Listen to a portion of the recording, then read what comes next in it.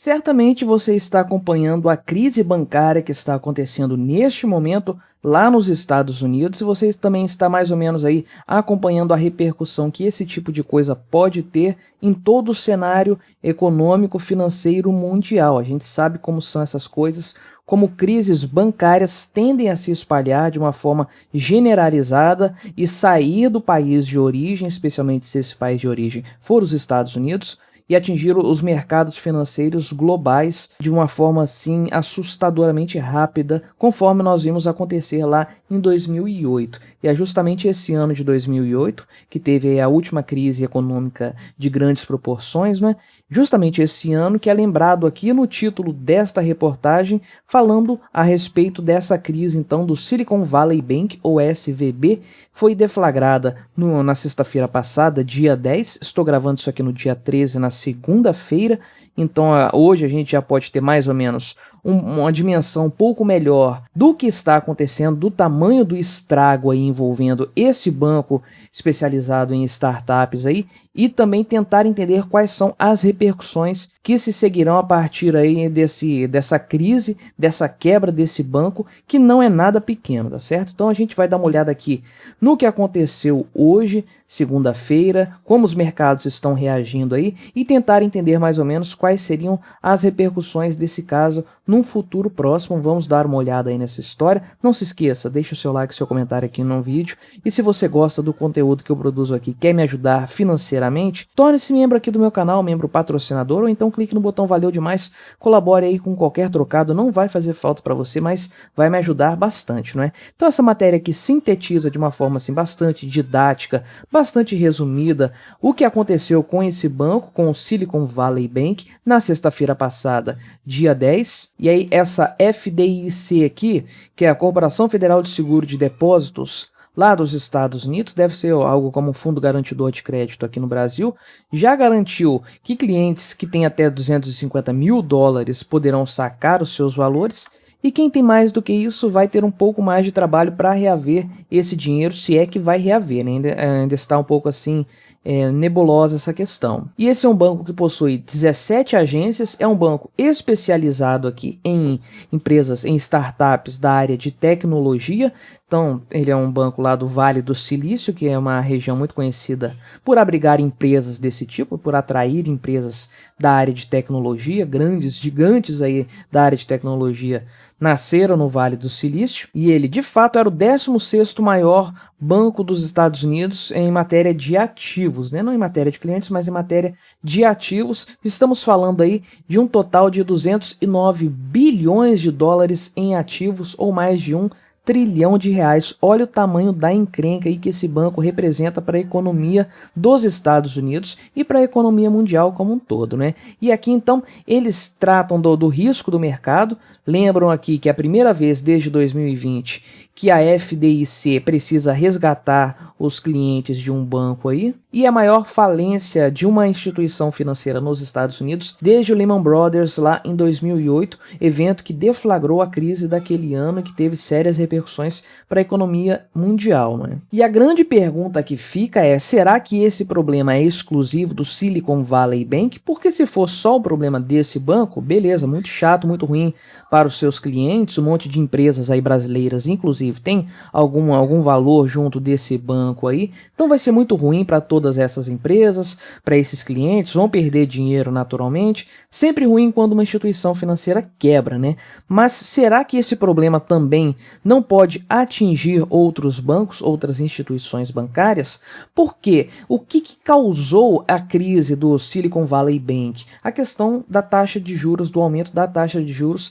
Nós já sabíamos que isso aconteceria em algum momento, né? Então, esse tipo de negócio, que é um banco especializado em financiar projetos que estão iniciando, startups, empresas que podem dar muito certo, mas podem falir, ou seja, um capital de risco aí, esse tipo de atividade precisa de uma taxa de juros baixa, uma taxa geral, uma taxa básica muito baixa para que ele seja viável. Se essa taxa de juros aumenta progressivamente, como tem acontecido nos Estados Unidos, então a operação desse tipo de negócio fica inviável, e é o que estava acontecendo com o SVB. Então ele estava tendo sérias dificuldades de conseguir se capitalizar, teve que vender uma grande parte aí de uma posição que ele tinha de títulos financeiros e tomou um prejuízo aí de mais de 1 bilhão, quase 2 bilhões de dólares nessa história. Então foi o último prego no caixão desse banco. E aí você tem, então, dois possíveis problemas no cenário global na questão sistêmica, né? Outros bancos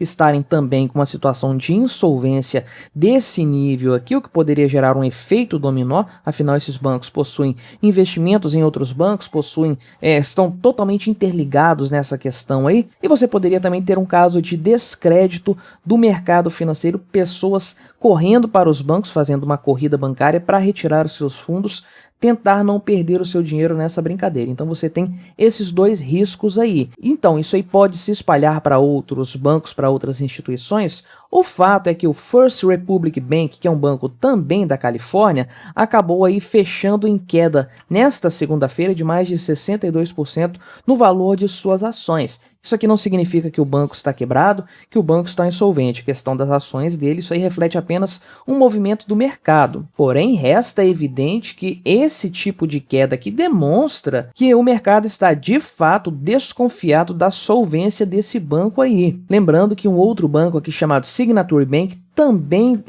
entrou em colapso, também faliu neste final de semana. Então você tem o Signature Bank, o SVB, o Silicon Valley Bank, e agora aqui também o caso do First Republic Bank, que supostamente, aqui, de acordo com a interpretação do mercado financeiro, está passando por problemas de solvência também.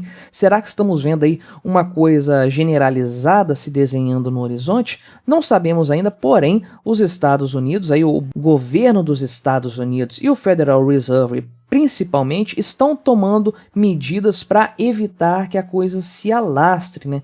Como diz uma velha piadinha muito republicada recentemente na internet, quando banqueiros se reúnem no domingo é porque a coisa realmente está preocupante. Teve uma reunião ontem dos grandes banqueiros dos Estados Unidos, do Jeremy Powell lá com o pessoal do Federal Reserve.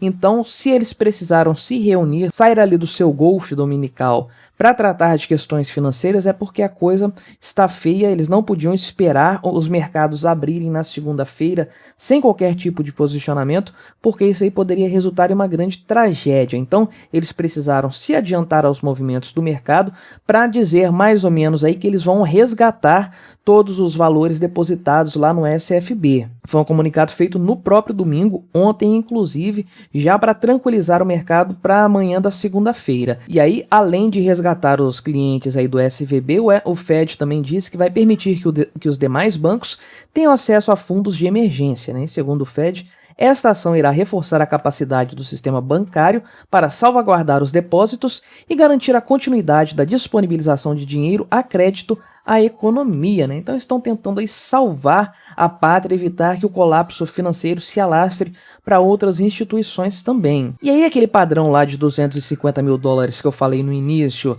deste vídeo, que seria o valor a ser coberto pelo FDIC, que é o FGC deles, lá o Fundo Garantidor de Crédito lá nos Estados Unidos, seria ampliado e não haveria um limite aí, eles vão socorrer todo mundo supostamente. Como é que eles vão fazer isso aí? Injetando dinheiro nessas instituições financeiras, imprimindo mais dinheiro. E se você sabe, se você tem a convicção, o conhecimento de que o que causou essa situação atual, bem como aquela lá de 2008, foi justamente essa impressão de dinheiro feita pelo governo americano, feita pelo Federal Reserve, e essas taxas de juros completamente malucas e arbitrárias aí, se você sabe que foi esse estado de coisas que causou esse colapso que nós vimos no final de semana, você sabe que manter esse estado de coisas vai apenas piorar a situação, né? Então o que o governo dos Estados Unidos está fazendo é empurrar a bola de neve aí para frente, jogar ela para frente, ela vai naturalmente aumentar.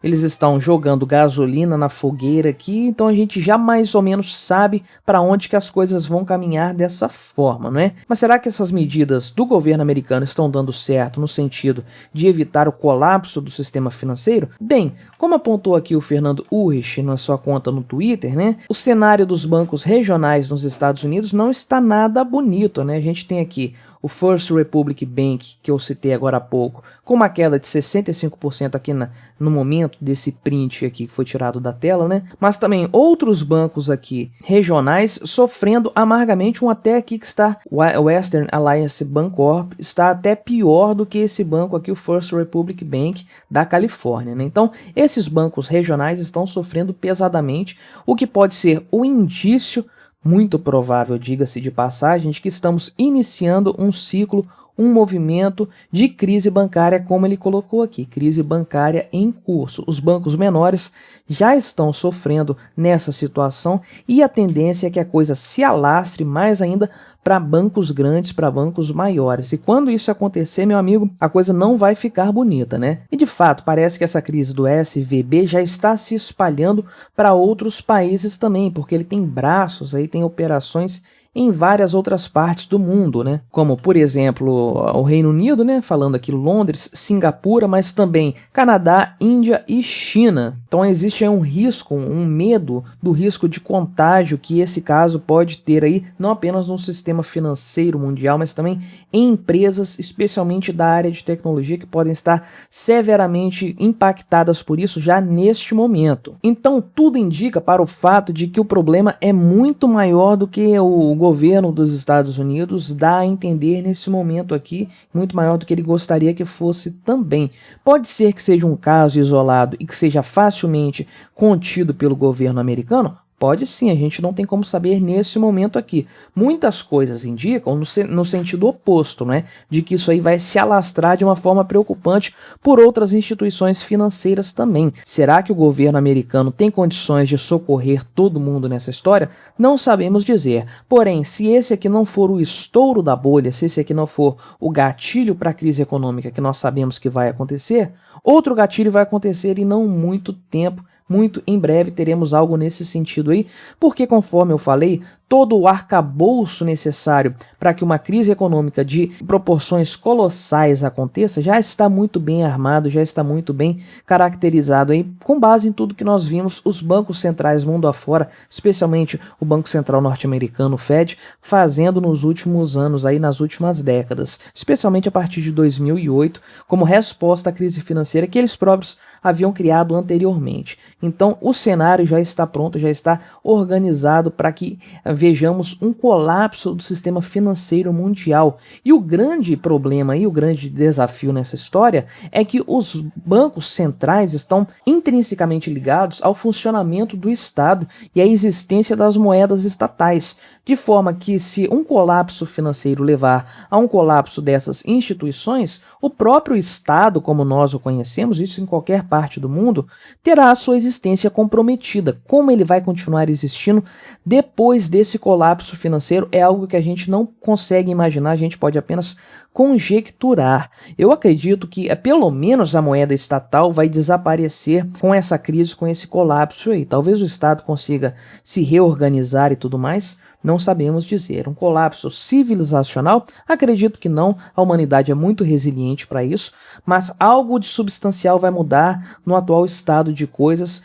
principalmente no que tange a questões financeiras, questões de taxa de juros e tudo mais, e questões monetárias, especialmente o dinheiro estatal. A alternativa você sabe muito bem qual é, uma moeda que seja realmente descentralizada, livre das garras do Estado. Não é à toa que a cotação do Bitcoin saltou substancialmente no dia de hoje, né? Mas aí, será que nós brasileiros devemos ficar preocupados com essa história? Afinal de contas, a coisa está acontecendo lá nos Estados Unidos. Será que teremos algum impacto aqui? E eu trago boas notícias, excelentes notícias para você. O nosso ministro da Economia, o senhor Fernando Haddad, descarta a crise sistêmica após falência de bancos nos Estados Unidos, ou seja, vai ser uma marolinha, não vamos ter problema nenhum, é o que nos garante o senhor Fernando Haddad. Me diz aí, meu amigo, você não está muito mais tranquilo, muito mais confiante depois de ouvir essa notícia aqui? Pois é, colabore com o nosso debate, deixe aí embaixo o seu comentário, diga a sua opinião sobre todos esses casos, se inscreva no meu canal se você ainda não for inscrito e até a próxima.